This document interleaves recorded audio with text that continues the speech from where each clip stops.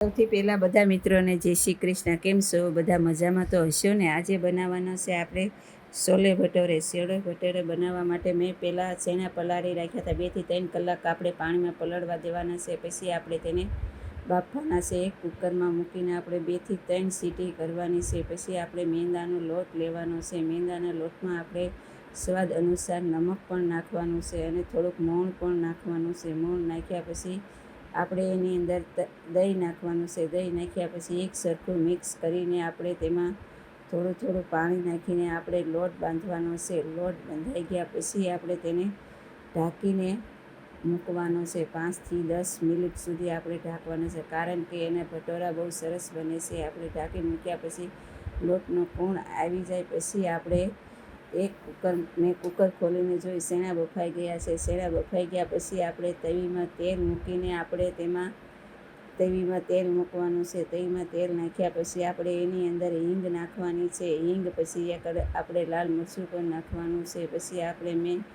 મેં ડુંગળી ખમણેલી છે, ટમેટાં ખમણેલા છે. પછી એની અંદર જીરું બધું જ આપણે એક સરખું નાખવાનું છે. બધું પછી આપણે નાખ્યા પછી તે ઘડીક વાર સળવા દેવાનું છે. પછી એમાં મેં બાદિયા પણ નાખેલા છે. પછી ડુંગળી ટમેટાં ખમણીને અંદર નાખ્યા પછી આપણે 2 થી 3 મિનિટ એને સળવા દેવાનું છે. પછી એક સરખું બધું સળી ગયા પછી આપણે એની અંદર શેણા ઉમેરવાના છે. શેણા ઉમેર્યા પછી આપણે તેની અંદર થોડુંક પાણી નાખવાનું છે. પાણી નાખ્યા પછી આપણે તેને 3 થી 4 મિનિટ સળવા દેવાનું છે. પછી આપણે ભટોરા વણવાના છે. ભટોરા વણવા માટે આ રીતે આપણે વણવાનું છે. તેને ગોળ નથી બનાવવાનું. ભટોરા વણાઈ ગયા પછી આપણે તેને તવીમાં તેલ મૂકીને તળવાના છે. તો તમે પણ આ રીતે બનાવજો અને મારી ચેનલને લાઈક કરજો, સબસ્ક્રાઈબ કરજો.